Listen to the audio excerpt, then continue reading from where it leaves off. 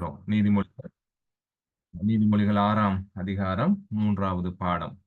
அப்ப நாங்கள் கடந்த வாரம் சொன்னதை போல ஆஹ், 6ஆம் அதிகாரத்திலே 16ஆம் வசனத்திலிருந்து 19ஆம் வசனம் வரை இந்த பகுதி இருக்கிறது.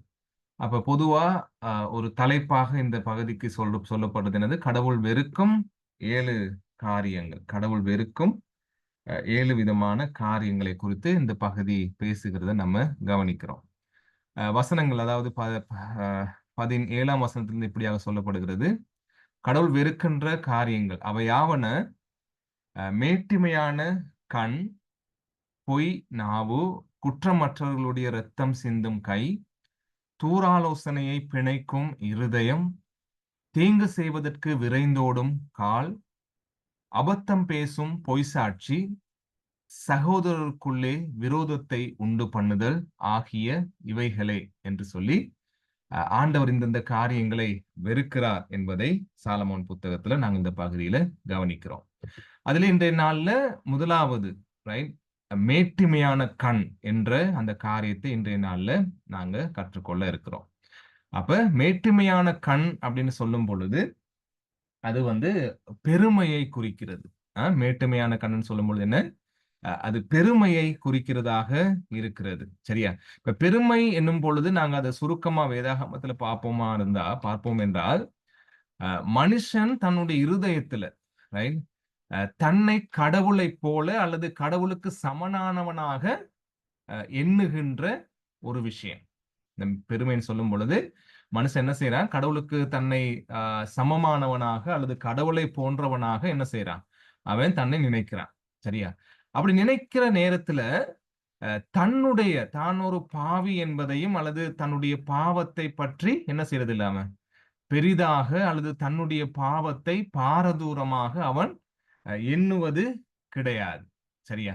அப்ப தன்னை ஒரு கடவுளுக்கு சமமாக எண்ணி தன்னை பாவமற்றவனாக, தனக்குள் இருக்கின்ற பலவீனங்கள் குறைவுகள் அவைகளை கூட அவன் அதை பாரதூரமாக எண்ணாமல் கருதாமல் அலட்சியம் செய்கின்றவனாக இருப்பான். அவனைதான் நம்ம இந்த பெருமை உள்ளவன் என்று நம்ம சொல்றோம்.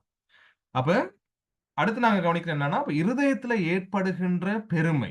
சரியா? இப்ப எல்லா உணர்வுகளும் எல்லா பாவங்களும் நாங்கள் ஏற்கனவே படித்து கொண்டு வந்ததே போல இருதயத்துல ஆரம்பிக்குது. சரியா? உள்ளான மனிதன்ல, ஆத்மாவுல ஆரம்பிக்குது.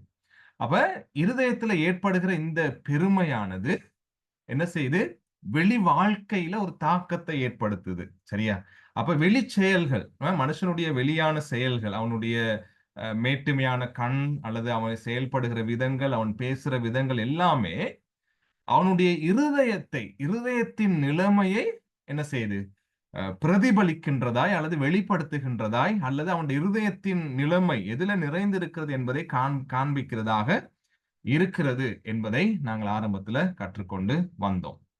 அப்ப இன்றைக்கு நாங்க பார்க்கிறோம் என்ன, மேட்டுமையான கண் அல்லது பெருமை. அப்ப இந்த கடவுள் வெறுக்கின்ற காரியங்கள் 7ல முதலாவது காரியமாக இந்த பெருமை சொல்லப்படுகிறது. சரியா? முதலாவது காரியமாக. சரியா? அப்ப இந்த பெருமை என்கின்ற விஷயம் எல்லா கீழ்ப்படியாமைக்கும் அல்லது எல்லா முரட்டாட்டம் அல்லது கீழ்ப்படியாம போகின்ற முரட்டாட்டத்துக்கும் காரணமாக இருக்கிறது எது? இந்த பெருமை. அல்லது எல்லா பாவத்துக்கும் ஒரு ஆரம்பமாக இருக்கின்ற காரியம்தான் இந்த பெருமை. சரியா? ஏன்னா இந்த பெருமை என்ன செய்து, கடவுளுடைய வசனத்தை நாங்க வாசிக்கிறோம்.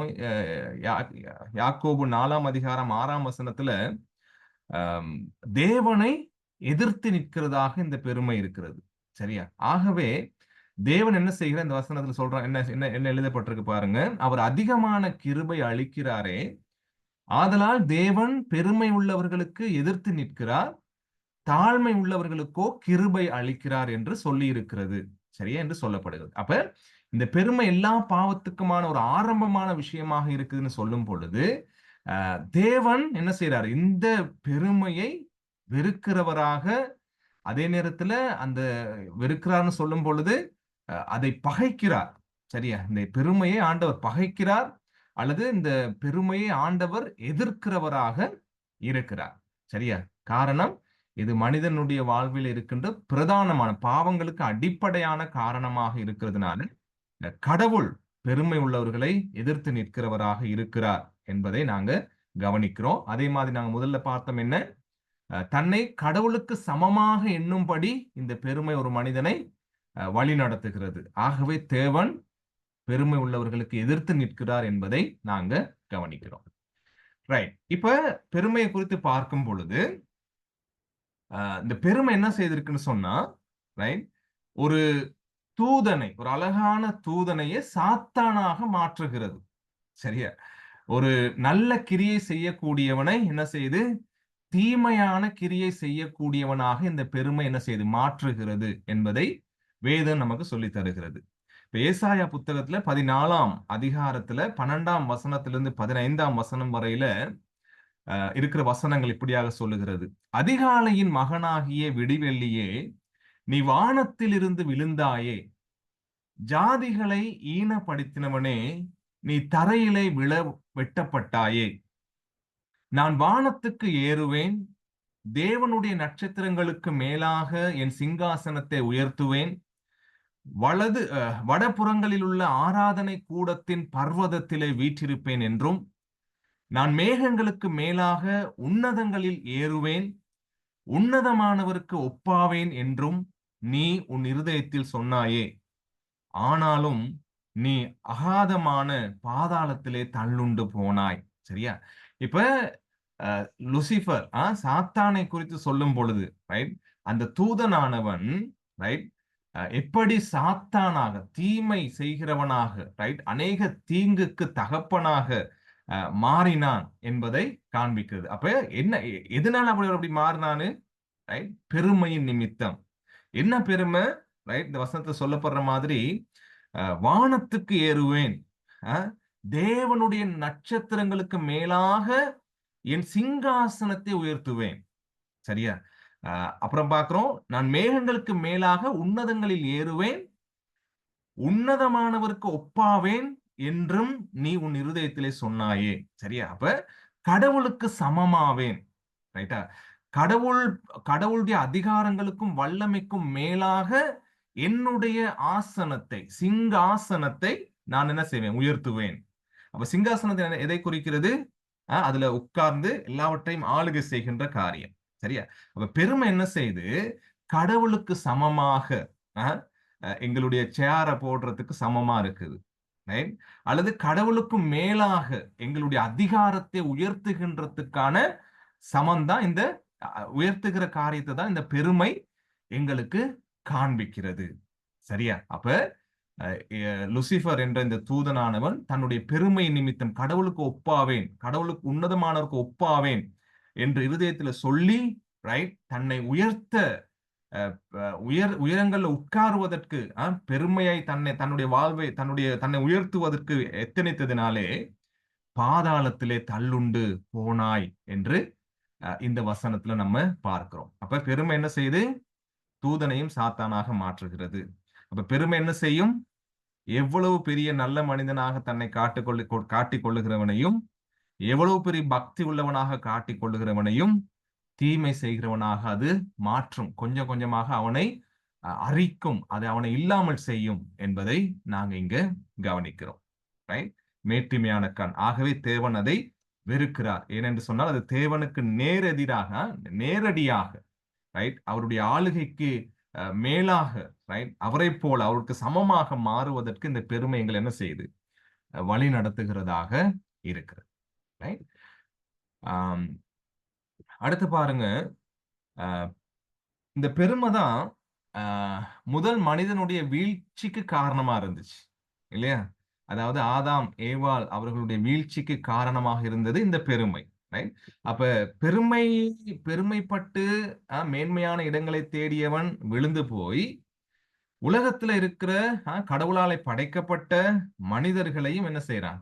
அந்த பெருமைக்கு ஏதுவாக அவங்களை வழிநடத்தி அவர்களையும் வீழ்ச்சிக்கு ஏதுவாக செயல்பட வைக்கிறது தான் இந்த சாத்தானுடைய வேலையாக இருக்கிறது என்பதை நம்ம இங்க கவனிக்கிறோம். ரைட்டா? இங்க ஆதாம் ஏவாள் என்ன செய்தாங்க?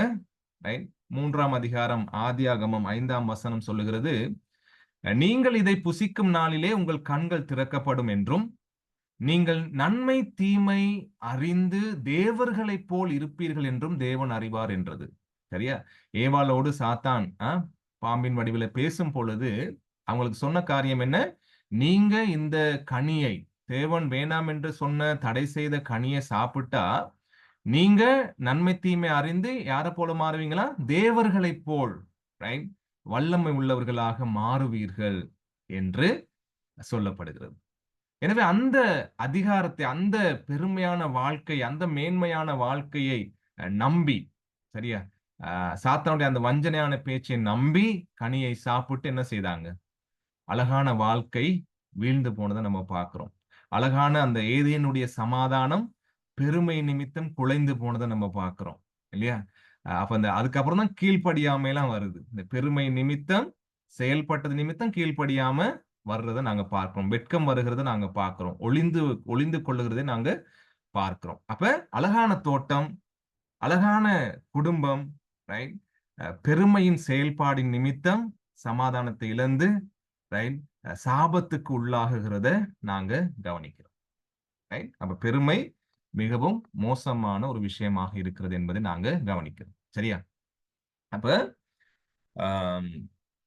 நாங்க முதல்ல ஆரம்பத்துல பார்த்ததை போல, அப்ப இருதயத்துல எங்களுடைய பெருமை, அந்த அக்கிரமம் உருவாகும் பொழுது நம்முடைய வெளியில இருக்கிற சரீரம் என்ன செய்யுது? அந்த சிந்தனைக்கு, அந்த யோசனைக்கு அது இசைந்து கொடுக்குது நம்முடைய சரீரம். ஆகவேதான் நாங்க இப்ப அடுத்த கிழமைகள்ல பார்க்க இருக்கிற வசனங்கள்ல பார்க்கிறோம். ரத்தம் சிந்துறதுக்கு கால்கள் தீமையை நோக்கி ஓடுது, ரைட், என்ற காரியங்கள் நாங்க பார்க்கிறோம். கொலை செய்யறான் மனுஷன், கடவுளுக்கு எவ்வளவு விரோதமான காரியங்களை செய்ய முடியுமோ அவ்வளவும் செய்ய முயற்சிக்கிறான் வெளிப்படையாக. ஏன்? உள்ளான வாழ்க்கையில பெருமை, ஆத்மீக ரீதியில அக்கிரமம் உருவாகும் பொழுது வெளியில இருக்கிற அவனுடைய சரீர உறுப்புகளும் என்ன செய்யுது? அதுக்கு ஒத்துசைவாக செயல்படுகிறத நம்ம கவனிக்கிறோம். சரியா? அப்பதான் நாங்க வாசிக்கிறோம். கீழே பாருங்க, எபேசியர் 1 பேதுரு 5ஆம் அதிகாரம் 5ஆம் வசனம். அந்தபடி இளைஞரே, மூப்பருக்கு கீழ்ப்படியுங்கள். நீங்கள் எல்லாரும் ஒருவருக்கொருவர் கீழ்ப்படிந்து மனத்தாழ்மையை அணிந்து கொள்ளுங்கள். பெருமை உள்ளவர்களுக்கு தேவன் எதிர்த்து நிற்கிறார், தாழ்மை உள்ளவர்களுக்கோ கிருபை அளிக்கிறார். ரைட்? என்று நாங்க 1 பேதுரு 5:5 வாசிக்கிறோம். அப்ப பெருமை உள்ளவர்களுக்கு தேவன் எதிர்த்து நிற்கிறார். அப்ப உள்ளான பெருமை வெளியில செயல்பட வைக்கிறது, வெளியில அவனை அந்த பெருமைக்கு ஏற்ற விதமாக அவனை வாழ வைக்கிறது என்பதை, செயல்பட வைக்கிறது என்பதை நம்ம அங்க கவனிக்கிறோம். சரியா? அப்ப ஆவிக்குரியன்னு சொல்லும் பொழுது எதை நாங்க பார்க்கிறோம்? கடவுளுக்குரிய வாழ்க்கையில, ரைட், ஏற்படுகிற பெருமையானது, சரியா, எங்களுடைய ஆத்மாவுல ஒரு பெரிய ஆபத்தை அது ஏற்படுத்துது. ரைட்? என்ன சொல்றாங்கன்னா, இந்த பெருமை கொஞ்சம் கொஞ்சமாக நம்முடைய மனசுக்குள்ள வரும் பொழுது அது ஒரு பெரிய வளைய விரிக்குது நம்முடைய ஆவிக்குரிய வாழ்க்கைக்கு. நம்மளை வீழ்த்துறதுக்கு, கடவுளை விட்டு நம்மை பிரிக்கிறதுக்கான ஒரு பெரிய வளைய விரிக்குது அது. சரியா? அப்ப அதான் நாங்க பார்க்கிறோம். ஆதாம் ஏவாளோட சாத்தான் கதைக்கும் பொழுது அந்த பெருமையான வார்த்தைகளை சொல்லும் பொழுது அதுக்கு பின்னுக்கு இருந்த வலை, ரைட், அதுக்கு பின்னுக்கு இருந்த சாபம், அதை அவங்க கவனிக்கல. அவங்களுக்கு அதை பார்க்க முடியல, ஆதாமுக்கும் ஏவாளுக்கும், இல்லையா? ஆனா பிற்பாடு, சரியா, கடவுளுக்கு விரோதமாக செயல்பட்டதுக்கு பிற்பாடுதான் அது எவ்வளவு மோசமான செயலாக அவங்களுடைய வாழ்க்கையில் இருந்தது, எவ்வளவு சாபமாக, கண்ணீராக, வேதனையாக இருந்தது என்பதை அவங்க கண்டு கொண்டாங்க. எனவே அன்பானவர்கள், நம்முடைய ஆத்மாவில், நமக்குள்ள, நம்முடைய இருதயத்துல எழும்புகின்ற, வளருகின்ற பெருமை ஒரு பெரிய வளைய, ஒரு பெரிய ஆபத்தான வளைய நம்முடைய வாழ்க்கையில விரிக்கிறது, நம்மை வீழ்த்தும்படி என்பதை நாம மனதில் வைத்துக் கொள்ளணும். சரியா? அப்ப கீழே எழுதியிருக்கோம் பாருங்க. இதை நாம், அதாவது இந்த பெருமையை நாங்க உள்ளத்துல வளர இடம் கொடுக்கும் பொழுது, சரியா, கீழே எழுதியிருக்கோம், கடவுளுக்குரிய பக்தி, ஒழுக்க வாழ்க்கையில் நாம் மற்றவர்களை விட உயர்வானவர்கள் என்ற எண்ணம் மேலோங்கும். சரியா? பெருமை நம்முடைய மனசுல வளரும் பொழுது, அதை வளர்றதுக்கு நாங்க இடம் கொடுக்கும் பொழுது என்ன யோசனை வரும் நமக்கு? ரைட்? மற்றவர்களை விட நாங்க உயர்வானவர்கள், மேன்மையானவர்கள் என்ற எண்ணம் கொஞ்சம் கொஞ்சமாக என்ன செய்ய பார்க்கும்? எங்களுடைய வாழ்க்கையில வெளியில வர ஆரம்பிக்கும். ரைட்டா? அப்ப நாங்க என்ன செய்வோம்னா, பாருங்க, எனவே நாம் எம்மையும் எமது செயல்களையும் பற்றி மேன்மையாக சிந்திக்க ஆரம்பிப்போம். சரியா?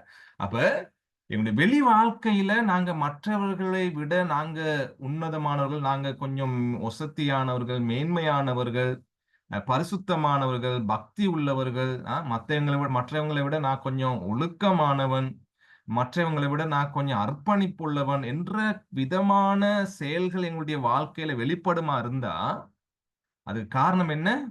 அந்த பெருமை எங்களுடைய இருதயத்துக்குள்ள கொஞ்சம் கொஞ்சம் வளருகிறது என்பதை எங்களுக்கு அது ஒரு அடையாளமாக காண்பிக்கிறது. ரைட்? அப்ப நானும் நீங்களும் உண்மையாகவே மற்றவங்களை தாழ்வானவர்களாகவும் அவர்களை விட ஏதோ ஒரு விதத்துல உயர்வானவர்களாக, மேன்மையானவர்களாக கருதுவோம்னு சொன்னா, அது பெருமையின் ஒரு அடையாளமாக இருக்கிறது. எங்களுடைய இருதயத்தின் பெருமையின் ஒரு அடையாளமாக இருக்கிறது என்பதை அது எங்களுக்கு காண்பிக்கிறதாக இருக்கிறது. ரைட்? கீழே எழுதியிருக்கோம், நாம் கடவுள் எதிர்பார்க்கும்படி முழுமையான நன்மை உடையவர்கள் அல்ல. அதாவது கடவுள் எதிர்பார்க்கிற விதமா நன்மை செய்ய முடியாதவர்கள் நாங்க. ரைட்டா? அதே நேரத்துல கடவுள் எதிர்பார்க்கிற விதமாக முழுமையாக, பரிசுத்தமாக, பக்தியாக வாழ முடியாதவர்கள் நாங்க என்பதுதான் ஒரு கடவுளுக்குள்ள உணர்வடைந்த மனிதனுடைய சிந்தனையாக அது இருக்கும். ஆனால் இந்த பெருமை என்ன செய்யுதுன்னு சொன்னா, எங்களுடைய குறைவுகளையும் எங்களுடைய பக்தியற்ற காரியங்களையும் சிந்திக்க விடாதபடிக்கு, மாறாக நாங்க செய்கின்ற சின்ன சின்ன காரியங்கள்ல இருக்கிற அர்ப்பணிப்பு, சின்ன சின்ன காரியங்கள் இருக்கிற நல்ல காரியங்கள் அல்லது பக்தியான காரியங்களை என்ன செய்யறோம்? அதிக மேன்மையாக, எங்களை இன்னும் பெருமைப்படுத்திக் கொள்றதுக்கு மேன்மையான காரியங்களாக அவைகளை நாங்க பயன்படுத்திக் கொள்ளுகிறவர்களாக இருக்கிறோம். இதைதான் நம்ம சொல்றோம் ஆவிக்குரிய பெருமைன்னு சொல்லி. ரைட்? அப்ப கிறிஸ்தவனுடைய வாழ்க்கையில மிகவும் மோசமானது அல்லது மிகவும் ஆபத்தானது இந்த ஆவிக்குரிய பெருமை. அதாவது கடவுளுக்குள்ள இருக்கிற வாழ்க்கையின் பெருமை ரொம்ப மோசமானது. லூக்கா 18ஆம் அதிகாரத்துல ஒரு சம்பவம், ஒரு உவமையாக ஆண்டவர் இயேசு சொல்லுகிறத நம்ம பார்க்கிறோம். அதை நான் சீக்கிரமா வாசிக்கிறேன். அன்றியும் தங்களை நீதிமான்கள் என்று நம்பி மற்றையவர்களை அற்பமாய் எண்ணின சிலரை குறித்து அவர் ஒரு உவமையை சொன்னார். 2 மனுஷர் ஜெபம் பண்ணும்படி தேவாலயத்துக்கு போனார்கள். ஒருவன் பரிசேயன், மற்றவன் ஆயக்காரன். பரிசேயன் நின்று, தேவனே, நான் பரிகாரர், அநியாயக்காரர், விபசாரக்காரர் ஆகிய மற்ற மனுஷரைப் போலவும் இந்த ஆயக்காரனைப் போலவும் இராததனால் உம்மை ஸ்தோத்தரிக்கிறேன். வாரத்தில் 2 தரம் உபவாசிக்கிறேன். என் சம்பாத்தியத்தில் எல்லாம் தசம பாகம் செலுத்தி வருகிறேன் என்று தனக்குள்ளே ஜெபம் பண்ணினான். சரியா? அப்ப இந்த மனுஷன் என்ன செய்தானா? ரைட்? இந்த பரிசேயன் தனக்குள்ளே ஜெபம் பண்ணினான், வெளியே சொல்லல. சரியா? இதுதான் இந்த பெருமையினுடைய ஒரு மறைவான, இந்த பெருமையினுடைய மிகவும் மோசமான தந்திரமான ஒரு விஷயம் சொல்லப்படுது. ரைட்டா? அநேகர் பெருமை பேசி தெரிஞ்சுக்கிட்டு இருப்பாங்க. ஆனா இந்த பெருமையின் ஒரு ரகசியமான விஷயம் என்னன்னா, எங்களுடைய மனசுக்குள்ள இருந்து எங்களோட பேசிக்கிட்டு இருக்கும். எங்களை இன்னும் பெருமைக்குள்ள நடத்தி கொண்டு இருக்கும். ரைட்டா? இப்ப இவர் என்ன செய்யறாரு? எப்படி ஜெபிக்கிறாரு? தனக்குள்ளே ஜெபம் பண்ணினார். தனக்குள்ள எப்படி ஜெபம் பண்றாரு? தனக்கு பக்கத்துல அந்த ஆலயத்துல நிற்கின்ற மற்றைய ஆயக்காரனை பார்த்து அவனை இழிவானவனாக, தன்னை விட பக்தி வாழ்க்கையில, தன்னை விட ஒழுக்கமான வாழ்க்கையில, ரைட், ஒரு தாழ்வானவனாக, தரம் குறைந்தவனாக அவனை சிந்தித்து தன்னை உயர்த்துகின்ற ஒரு தன்மையை இங்க நாங்க பார்க்கிறோம்.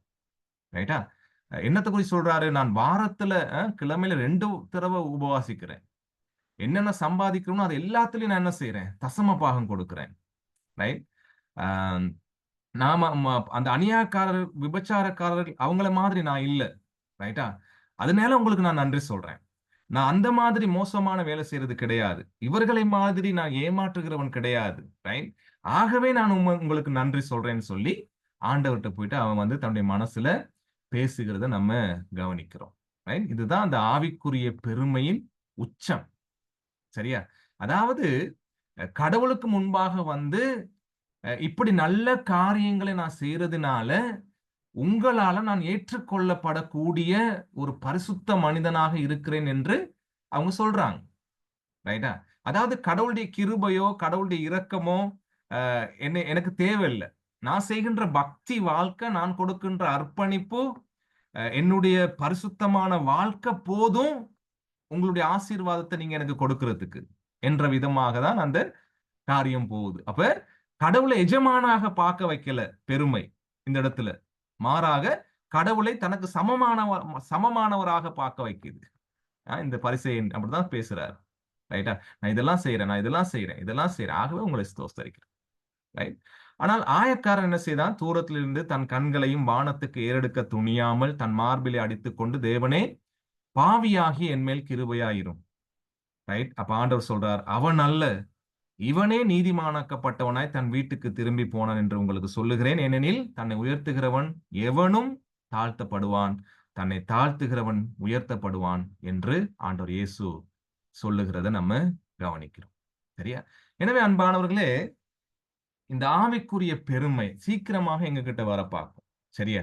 அதாவது இப்ப நாங்க சர்ச்சஸ்ல எங்களுக்கு கிடைக்கிற ஊழியங்கள், ரைட்? பொறுப்புகள், அது போதகராக இருக்கலாம் அல்லது வேற பொறுப்புகளாக இருக்கலாம்.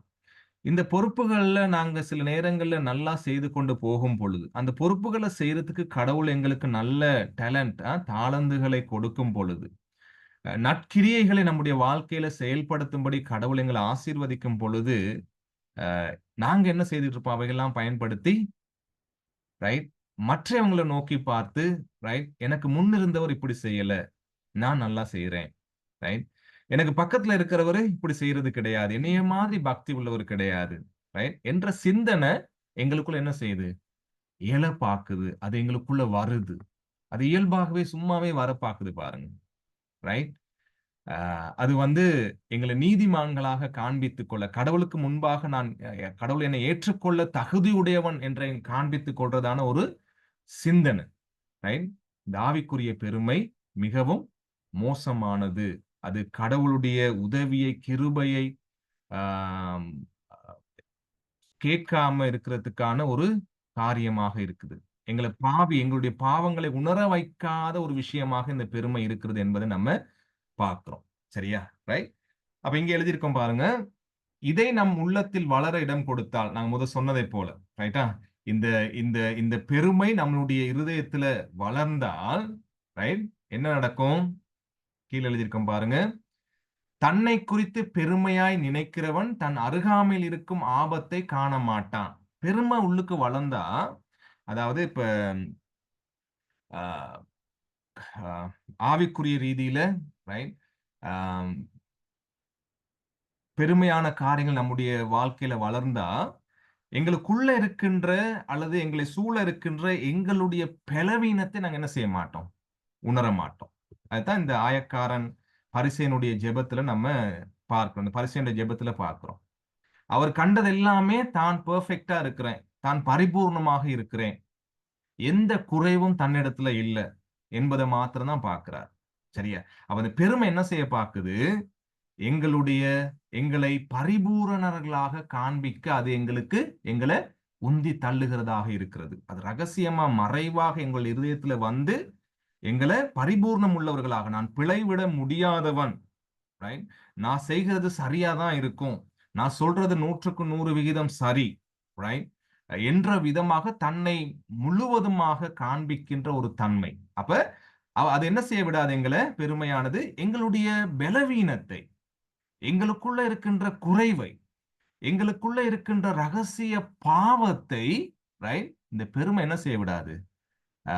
இனம் காணுவதற்கு, அதை உணர்வதற்கு அது எங்களுக்கு இடம் கொடுக்காது என்று நாங்க பார்க்கிறோம். சரியா?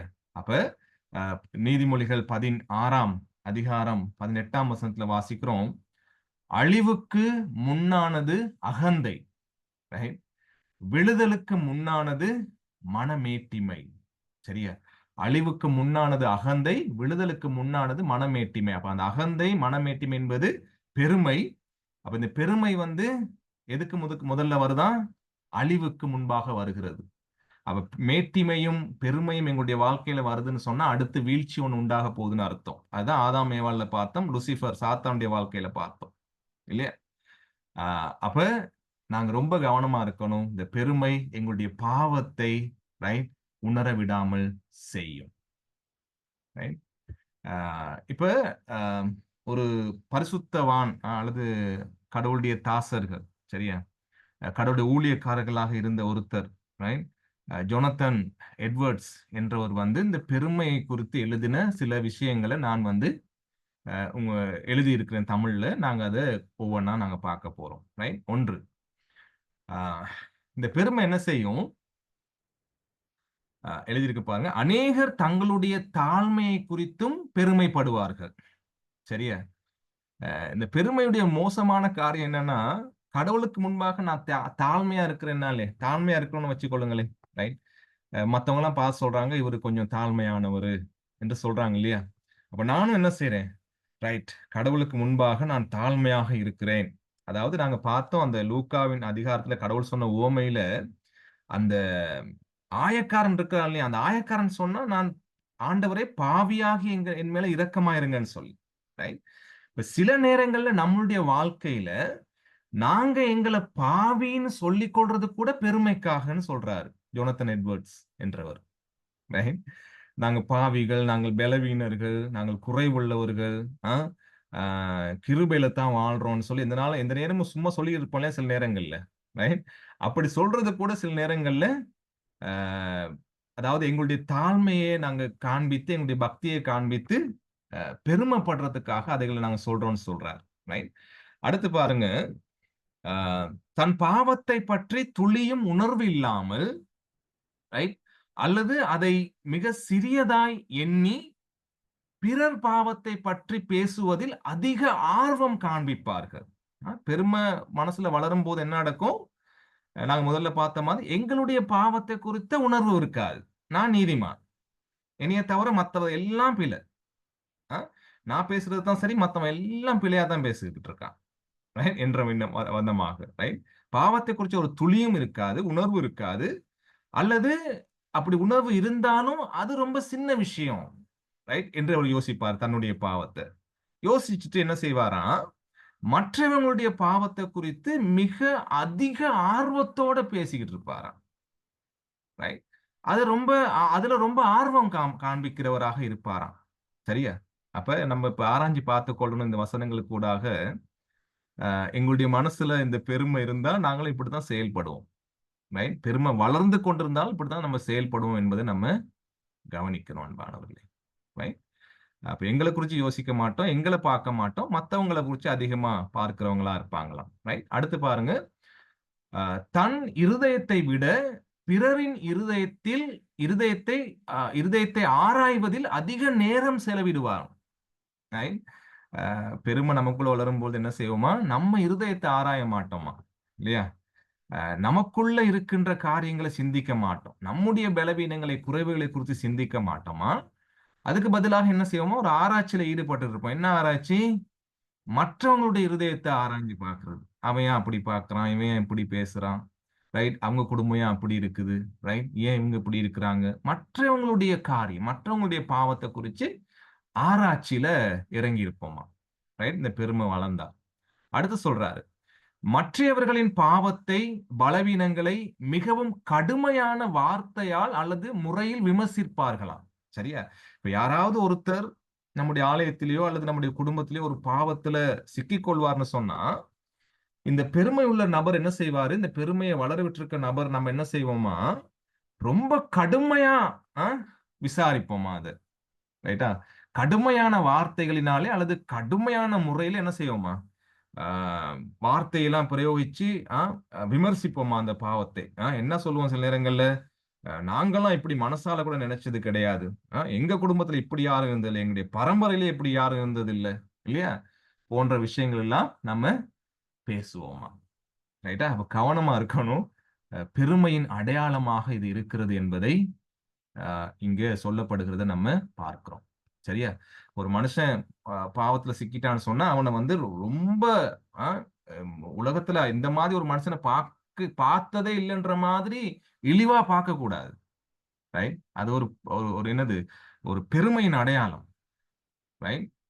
எங்களுக்குள்ள அப்படியான எண்ணம் கூட வந்ததில்லை, இந்த மனுஷன் செஞ்ச பாவத்தின் எண்ணம் கூட வந்ததில்லை என்ற மாதிரி செயல்படக்கூடாது என்பதை நாங்க இங்க பார்க்கிறோம். அப்ப பெருமை வளரும் பொழுது ஆம், கடுமையான வார்த்தையை நாங்க மத்தவங்களுக்கு முன்பாக பயன்படுத்துவோம், மத்தவங்களுடைய பாவங்களை பார்க்கும் பொழுது. ரைட்? அடுத்து, சில நேரங்களில் மற்றவர்களை விட வித்தியாசமான பேச்சு நடத்தையை காண்பிப்பார்கள். சரியா? இப்ப யதார்த்தம் ஒண்ணு இருக்கு இல்லையா, நம்முடைய வாழ்க்கையில் யதார்த்தம் ஒண்ணு இருக்கணும் இல்லையா? சில நேரங்களில் யதார்த்தம் இல்லாம எங்களை வித்தியாசமானவர்களாக காண்பிச்சு கொள்றதுக்கு, அதாவது மத்தவங்க என்னைய மத்தவங்களுடைய அட்ராக்ஷனை இழுத்து கொள்றதுக்காக. ரைட்? நான் ஏதோ ஒரு நல்லவன், நான் ஏதோ ஒரு பக்திவான், ஏதோ ஒரு பரிசுத்தவான் என்று என்னை காண்பித்துக் கொள்றதுக்காக என்ன செய்வாங்க, அந்த பெருமை வளரும் பொழுது வித்தியாசமாக பேச, வித்தியாசமாக நடந்து கொள்ள, ரைட், எத்தனிப்பவர்களாக, முயற்சி செய்கிறவர்களாக இருப்போமா. ரைட்? அடுத்து, தாங்கள் பாதிக்கப்பட்டதை, தங்களுக்கு ஏற்பட்ட காயம், இழப்பு, அவமதிப்பு, வரவேற்பு கிடைக்காமை போன்றவற்றை அதிகமாக பேசுவார்கள். சரியா? இப்ப பெருமை எங்களுக்குள்ள இருக்கும் பொழுது என்ன யோசனை வரும்? எங்க போனாலும் நம்ம என்ன யோசிப்போம்? என்னைய மத்தவங்க வரவேற்கணும். ரைட்? என்னைய மத்தவங்க புகழ்ந்து பேசணும். ரைட்? எங்களுக்குரிய இடத்தை அவங்க எங்களுக்கு கொடுக்கணும். ரைட்? அப்ப என்று அதிகமாக என்ன செய்வோமா? எதிர்பார்ப்போமா போகிற வருகிற இடத்துல எல்லாத்துக்கிட்டையும். ரைட்? அப்ப அந்த அப்ப அந்த வரவேற்பு கிடைக்காம போகும் பொழுது அதை குறிச்சு அதிகமா பேசிக்கிட்டு இருப்போமா. ரைட்டா? நாங்க இப்படி பாதிக்கப்பட்டுட்டோம், இப்படி காயப்பட்டுட்டோம், இப்படி எங்களுக்கு அவமதிப்பு உண்டான அவமானம் ஏற்பட்டுச்சு, இதை குறிச்சு அதிகமா பேசிக்கிட்டு இருப்போமா. ரைட்? யாரு? இந்த பெருமை உள்ளுக்குள்ள வளருகின்ற அந்த நபர். ரைட்? எப்பொழுதும் வரவேற்பையும் புகழ்ச்சியையும் மற்றவங்க கிட்ட இருந்து எதிர்பார்க்கின்ற நபராக இருப்பார். அப்புறம் அந்த பெருமை எங்களுக்குள்ள வளரும் பொழுது கீழே எழுதியிருக்கோம், மற்றவர்கள் தங்களை கவனிக்க வேண்டும் என்பதற்காக வித்தியாசமான முறையில் பேசுவார்கள், செயல்படுவார்கள். அது மேல எழுதியிருக்கோம், அதே திரும்ப ரிப்பீட் வந்திருக்குது. ரைட்? என்பதை நம்ம பார்த்தோம். அடுத்து பாருங்க, தன்னை பிறர் மதிக்க வேண்டும், கனப்படுத்த வேண்டும் என அதிகமாய் எதிர்பார்ப்பார்கள். சரியா? இப்ப கிறிஸ்தவன் என்ன செய்யணும்னா, 1 பேதுரு 2:17 வாசிக்கிறோம், எல்லாரையும் கனம் பண்ணுங்கள், சகோதரரிடத்தில் அன்பு கூறுங்கள், தேவனுக்கு பயந்திருங்கள், ராஜாவை கனம் பண்ணுங்கள். இது நமக்கான ஆண்டவருடைய வார்த்தை, கட்டளை. நம்ம தான் என்ன செய்யணும்? மத்தவங்களை கனம் பண்ணணும், மத்தவங்களை அன்பு கூறணும். நம்ம கனம் பண்ணும்படி நம்ம அழைக்கப்படுறோம். ஆனா பெருமை எங்களுக்குள்ள வளரும் பொழுது என்ன நடக்குமா? என்னை மற்றவர்கள் மதிக்கணும், என்னை மற்றவர்கள் கனப்படுத்தணும் என்று எழுதியிருக்கிறோம் பாருங்க, அதிகமாய் எதிர்பார்ப்பார்கள். அப்ப அந்த கனம் கிடைக்காம போகிற சந்தர்ப்பத்துல, அந்த மதிப்பு கிடைக்காம போகிற சந்தர்ப்பத்துல அது பெரிய கவலையையும் ஒரு மனவேதனையும் அழுத்தத்தையும் அவங்களுக்கு கொடுக்கும். சரியா? அப்ப அந்த பெருமை அப்படி எதிர்பார்க்க வைக்கிறது என்பதை நம்ம அங்க பார்க்கிறோம். ரைட்? அடுத்து அவர் எழுதுறாரு, பெருமை உள்ள மனிதன் தன்னை ஆராதிப்பவனாக இருக்கிறான். சரியா? தன்னை மதிக்கணும், தன்னை கனப்படுத்தணும்னு எதிர்பார்க்கும் பொழுது என்ன செய்யறான்? தன்னையே ஆராதிக்கிறான், ஆராதனையை தனக்கு செலுத்துகிறான். சரியா? சாத்தான் லூசிபர் சொன்னா இல்லையா, அந்த நட்சத்திரங்கள், தேவனுடைய நட்சத்திரங்களுக்கு மேலாக ஏறணும் நான். ரைட்?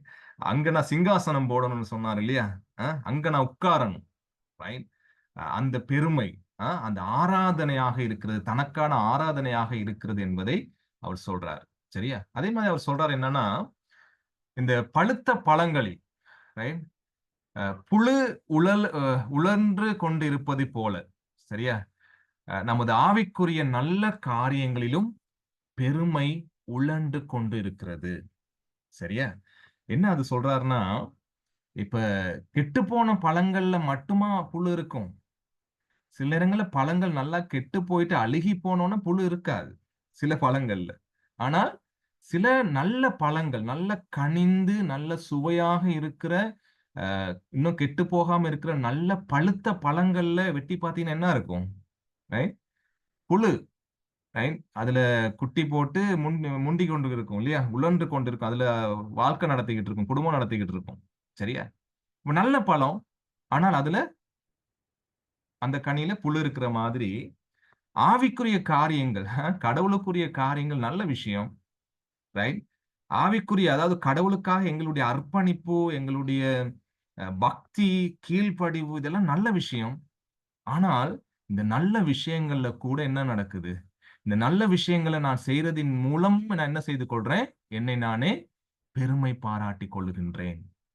அப்ப இவ்வளவு பக்தி உள்ள வாழ்க்கையில அந்த பழத்துல புழு இருக்கிற மாதிரி, இந்த பக்தி உள்ள வாழ்க்கையில என்னைய ம் ப மேன்மையாக கடவுளுக்காக அர்ப்பணிப்பு உள்ள வாழ்க்கையிலயும், இந்த பெருமை அந்த புழு மாதிரி நம்முடைய வாழ்க்கையில இருக்குதுன்னு சொல்லி அவர் அர்த்தத்தோட எழுதுகிறார்.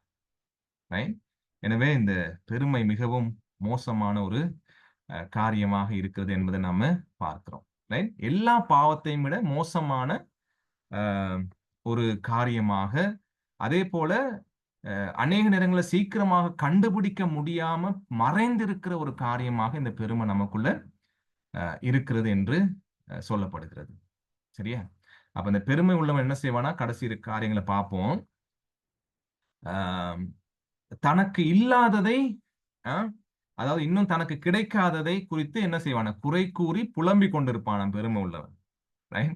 அதாவது நான் இப்படியாப்பட்ட மேன்மையானவன். எனக்கு இன்னும் இந்தந்த காரியங்கள் கிடைக்கணுமே. கடவுள் ஏன் இனி உனக்கு இன்னும் கொடுக்காம இருக்கிறார்? அந்த பரிசேயன் ஜெபிச்ச மாதிரி. நான் வந்து தசம பாகம் கொடுக்கிறேன். நான் வந்து 2 முறை தசம பாகம் உபவாசம் பண்றேன். சம்பாத்தியத்தில் எல்லாத்துலயும் தசம பாகம் கொடுக்கிறேன். ரைட்? நீதிமானா இருக்கிறேன். நான் அவன மாதிரி இல்ல, இவன மாதிரி இல்ல. இவன மாதிரி அக்கிரமம் செய்றது கிடையாது. அவன மாதிரி பொய் சொல்றது கிடையாது. ரைட்? நீதிமானாக காண்பிக்கிறதுனால சில நேரங்கள்ல எங்களுடைய வாழ்விலே இருக்கிற காரியங்கள்ல என்ன செய்ய மாட்டோம்? திருப்தி கொள்ளாமல் இன்னும் ஏதாவது எதிர்பார்க்கிறது. எதிர்பார்த்து புலம்பிக் கொண்டிருப்பானாம் பெருமை உள்ளவன். சரியா? ஆனால் ஆவிக்குரிய ரீதியில தாழ்மை உள்ளவன். சரியா? தன்னுடைய அர்ப்பணிப்பை, ஊழியங்களை பற்றி என்ன செய்ய மாட்டான்? பெருமை பேசிக்கொண்டு திரிய மாட்டான். ரைட்? யோசிச்சு பாருங்க அன்பானவர்களே, நானும் நீங்களும் கடவுளுக்காக செய்த சின்ன காரியத்த கூட எங்களுடைய பெருமைக்காக அத பேசிட்டு திரிஞ்சுகிட்டு இருக்கோமா? இல்லையா? கொடுக்கிற காணிக்கைய கூட பெருமை பேசுறது. ரைட்? கடவுளுக்காக அர்ப்பணிக்கிற சின்ன நேரத்த கூட பெருமை பேசிக்கிட்டு இருக்குது. நாங்கலாம் இப்படி நேரம் செலவழிச்சோம் கடவுளுக்காக, அப்படி செலவழிச்சோம். ரைட்? பெருமைக்காக நாங்க பேசிக்கிட்டு இருக்கிறது. ரைட்? ஆனால் தாழ்மை உள்ளவன் என்ன செய்ய மாட்டான்? தன்னுடைய அர்ப்பணிப்பை, தன்னுடைய ஊழியங்களை பற்றி பெருமையாக பேசிக்கொள்ள மாட்டான். மற்றவங்க பேசுவாங்க. ரைட்?